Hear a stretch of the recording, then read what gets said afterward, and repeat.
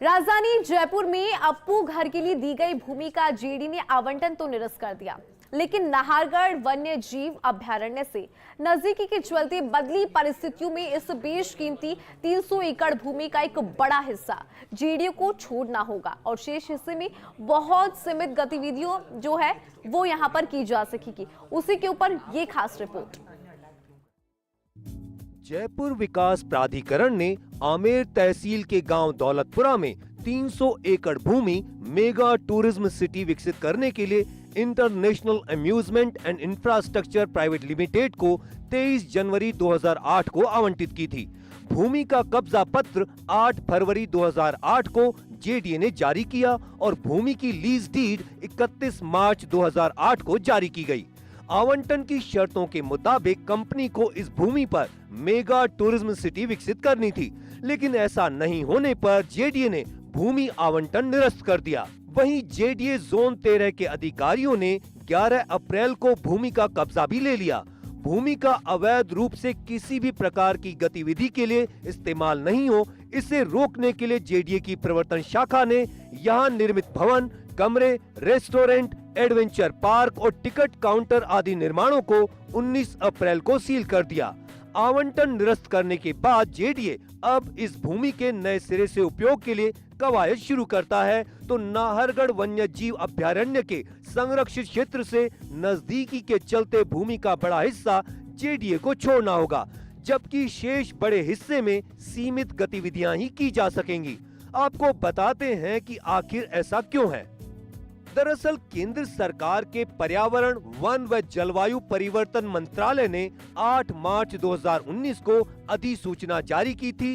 इस अधिसूचना के जरिए नाहरगढ़ अभयारण्य सहित देश के सभी अभयारण्यों के लिए इको सेंसिटिव जोन का निर्धारण किया था।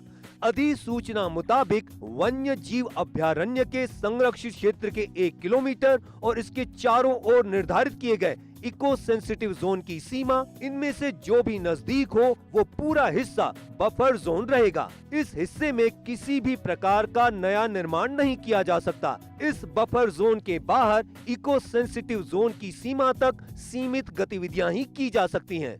नाहरगढ़ इको सेंसिटिव जोन के लिए वन विभाग और जेडीए ने जोनल डेवलपमेंट प्लान लागू किया। नाहरगढ़ इको सेंसिटिव जोन का अधिकांश इलाका जेडीए मास्टर प्लान के इकोलॉजिकल जोन में आता है। इकोलॉजिकल जोन में दी जाने वाली उन्हीं गतिविधियों की स्वीकृति नाहरगढ़ इको सेंसिटिव जोन में दी जा सकती है, जो गतिविधियां केंद्र सरकार की 8 मार्च 2019 की अधिसूचना में अनुज्ञेय की गई हैं। नाहरगढ़ अभयारण्य और इसके इको सेंसिटिव जोन में जेडीए ने जिन गतिविधियों की स्वीकृति दी थी, उन सभी कमिटमेंट्स को जेडीए की ओर से नक्शे पर सुपर इम्पोज किया गया था। इन कमिटमेंट्स में अप्पू घर के लिए आवंटित भूमि भी दर्शाई गई थी।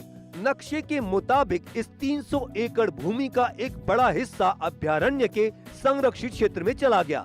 जानकारों के अनुसार यह हिस्सा करीब 100 एकड़ है, जिसे जेडीए को संरक्षित क्षेत्र के लिए छोड़ना होगा। इसके अलावा इस भूमि का 130 से 140 एकड़ का हिस्सा इको सेंसिटिव जोन में आ गया।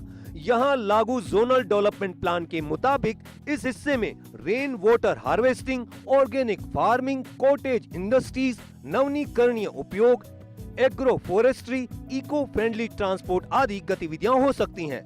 इस प्रकार इस 300 एकड़ भूमि का करीब 80% हिस्सा बफर जोन और इको सेंसिटिव जोन में चला गया।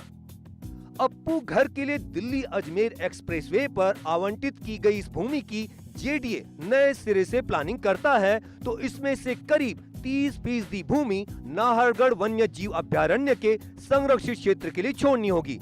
इसके अलावा करीब 45% से अधिक भूमि जो कि इको सेंसिटिव जोन में शामिल है, उसमें सीमित गतिविधियां ही अनुज्ञेय की जा सकेंगी। ऐसे में कुल 300 एकड़ में से शेष करीब 20% भूमि ही जेडीए के पास विभिन्न गतिविधियों के लिए बच पाएगी। ऐसे में सवाल उठता है कि क्या जेडीए इस मौके की अधिकतम जमीन के उपयोग के लिए अन्य विकल्पों पर विचार करेगा? आपको बताते हैं कि आखिर यह सवाल क्यों उठ रहा है।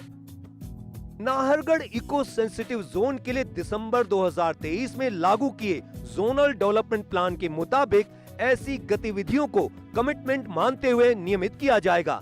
जिन गतिविधियों के लिए स्वीकृति केंद्र सरकार की ओर से 8 मार्च 2019 को जारी अधिसूचना से पहले दे दी गई थी। अप्पू घर के इस प्रकरण में 31 मार्च 2008 को जेडीए ने भूमि पर मेगा टूरिज्म सिटी विकसित करने के लिए पट्टा जारी किया था। Amusement park, water park, golf course, villas, commercial mall आदि गतिविधियों की इस प्रकरण में स्वीकृति दी गई थी। ऐसे में सवाल उठता है कि क्या जेडीए भूमि के अधिकतम हिस्से के उपयोग के लिए प्रकरण को कमिटमेंट की श्रेणी में रखने के लिए विभिन्न विकल्पों को आजमाएगा? क्या जेडीए प्रकरण को पूर्व की आवंटन की शर्तों को यथावत रखते हुए मेगा टूरिज्म सिटी विकसित करने के लिए नए निवेशक को मौका देगा? क्या नया निवेशक जिस कंपनी को भूमि आवंटित की गई उस कंपनी को अधिग्रहित कर फिर से मेगा टूरिज्म सिटी विकसित करने का जेडीए को प्रस्ताव देगा?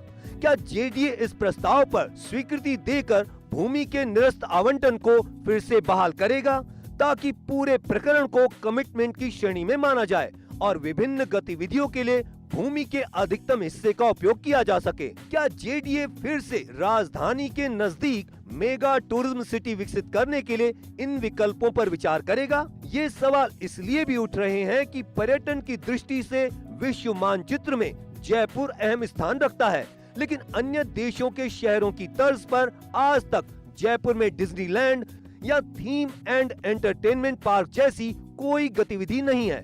प्रदेश भर में ही नहीं बल्कि इसके आसपास दूर दूर तक ऐसी कोई गतिविधि संचालित नहीं है।